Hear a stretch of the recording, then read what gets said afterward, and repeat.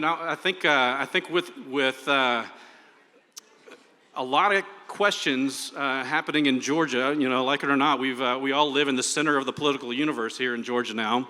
And so national and sometimes even global conversations happen around Atlanta, Georgia. And so from our perspective, for me personally, I'm based here, but I do a lot of stuff in Washington, D.C. For the last several years, I've had the real honor and privilege in Washington of doing a lot of federal advocacy on issues like life, religious liberty, in the United States and abroad.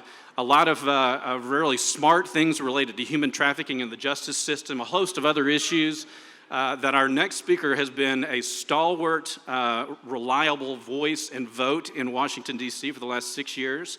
And we are pleased to have with us today Senator David Perdue. Would you join us up here? Thank you so much.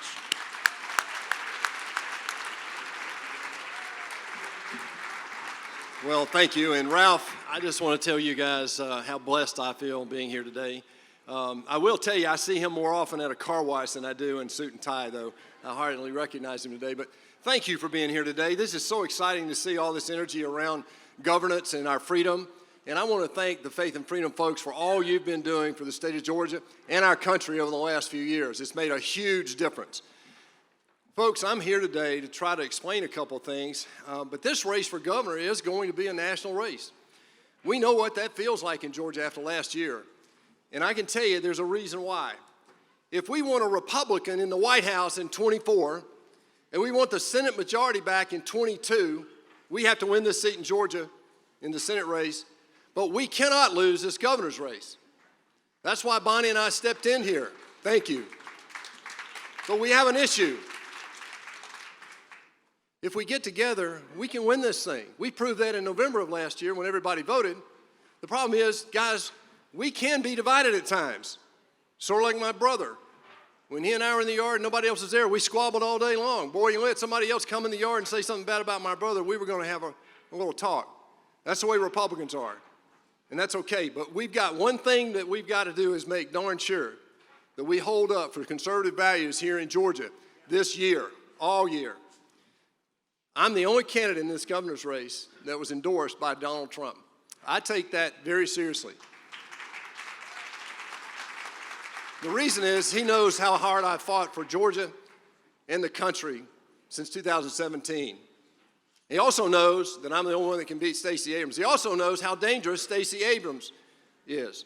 If I have to tell you why we don't want Stacey Abrams as governor, I've come to the wrong meeting, y'all. But I don't think I have. I've come to the right meeting. Win or lose, if Brian wins this election, I promise you he will not have a stronger supporter than me come June, because I know what's at stake here in November. Stacey is not what we want in Georgia. But I have a bold vision. We don't talk about that much. This is not about the past. This is about the future.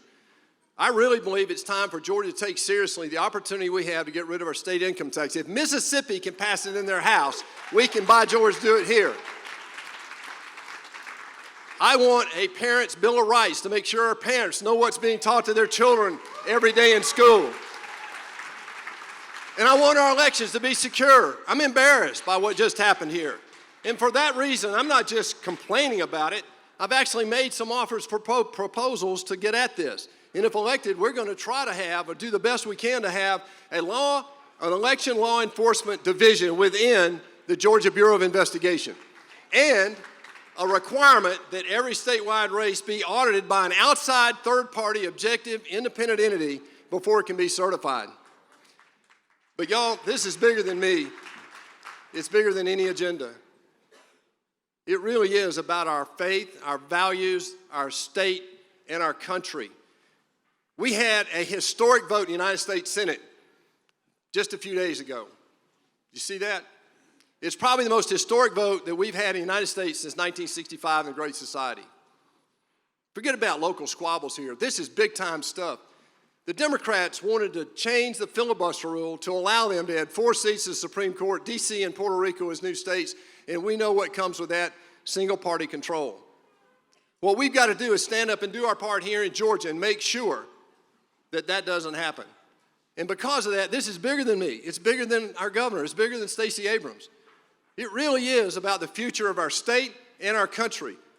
It's about putting people in front of politicians.